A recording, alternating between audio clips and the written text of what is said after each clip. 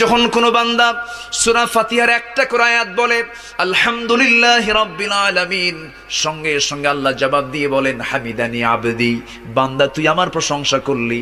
আর রহমানির রহিম যখন বলে আল্লাহ বলেন আসনা আলাইয়া আবদি।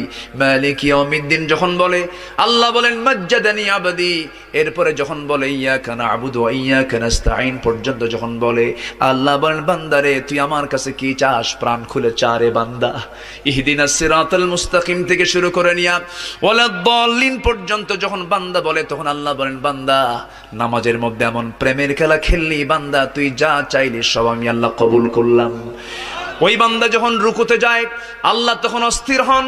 ওই বান্দা যখন সিজদায় যাওয়ার জন্য প্রস্তুতি নাই, সমস্ত ফেরেশতাকে ডাক দিয়ে বলেন ও ফেরেশতারা, এই বান্দাগুলো আমাকে দেখলো না, রাসূলকে দেখলো না, কোরআনকে দেখে হাদিসকে বিশ্বাস করে আমাকে খুশি করার জন্য তার সবচেয়ে সম্মানজনক